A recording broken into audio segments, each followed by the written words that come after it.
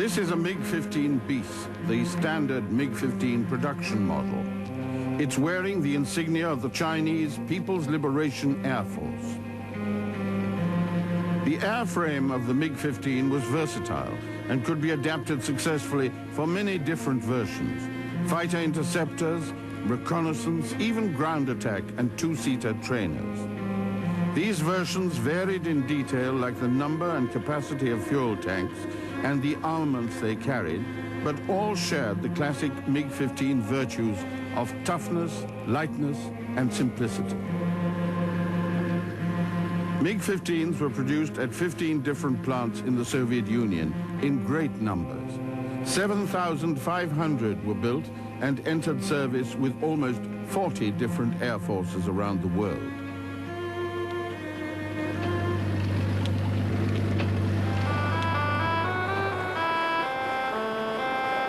This is the Republic of Armenia, situated in the south of what used to be the Soviet Union. It's an area of mountains, valleys, and small villages.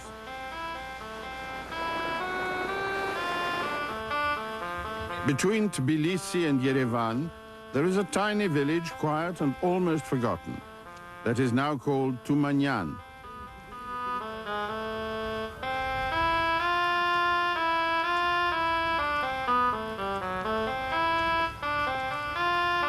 In 1905, it was the home of the family of Artem Mikoyan, a carpenter who worked for a French-owned copper mining company and lived in this small cottage.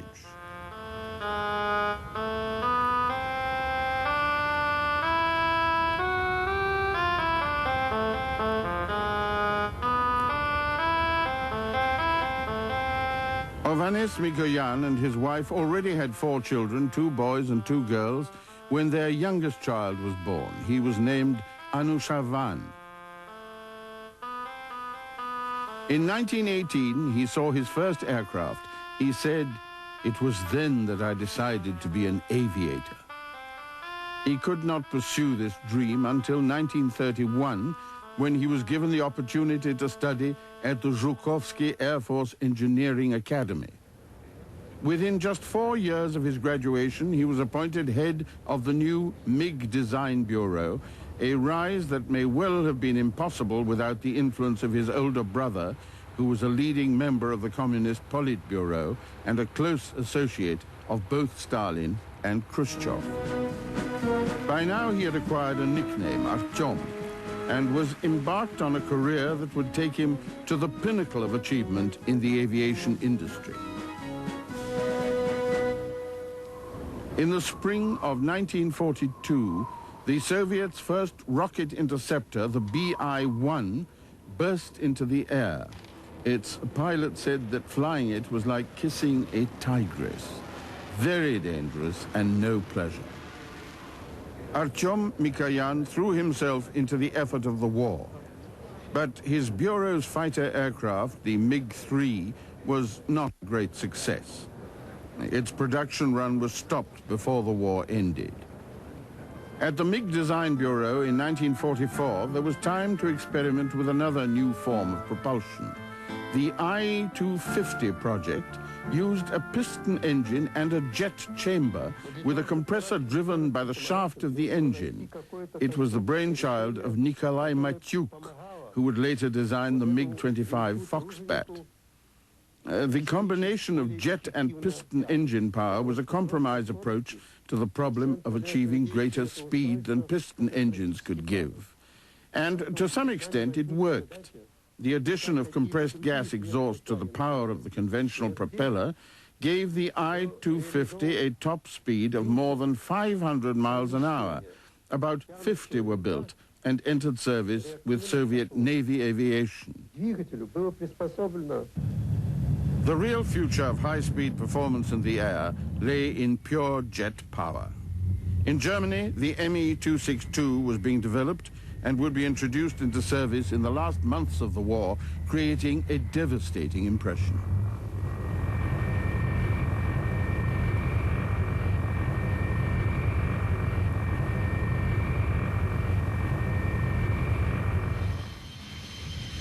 In England, Frank Whittle was developing his Gloucester-Whittle E-2839, which would lead in turn to the development of Britain's first jet fighter to enter service, the Gloucester Meteor.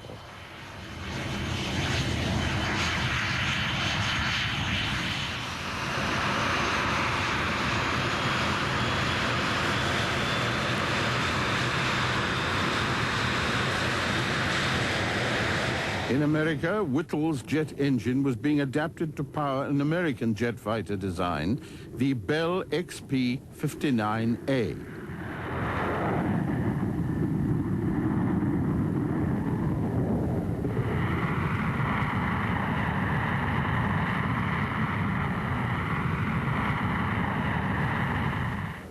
At the MiG Design Bureau, it was becoming clear that conventional piston-engined aircraft shapes may not be suitable for jet power.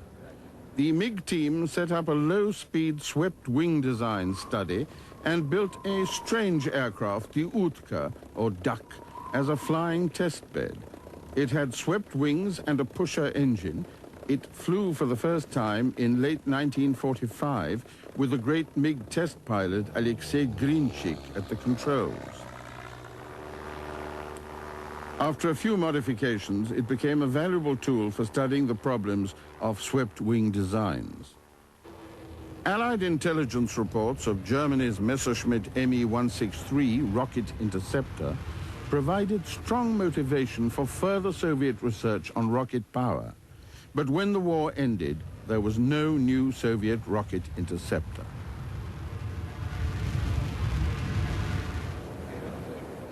In 1946, the MiG Bureau developed a rocket-powered design called the I-270.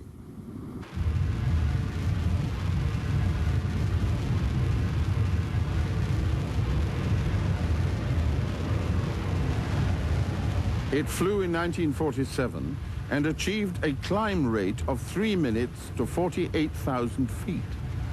Even though rocket engines did not lose power as they gained altitude, they had poor endurance. The I-270 could only fly for 14 minutes. Rocket power was not the answer. Already, MiG and rivals Sukhoi and Yakovlev were working on pure jet design. There was no suitable jet engine. But in December 1945, a Kremlin conference resolved that captured German engines would be copied for Soviet use. When the MiG I-300 jet fighter prototype flew for the first time in April 1946, it was powered by a BMW jet engine. The production version was called the Mig-9. 550 were built between 1946 and 1948. They were powerfully armed with one 37mm and two 23mm cannon.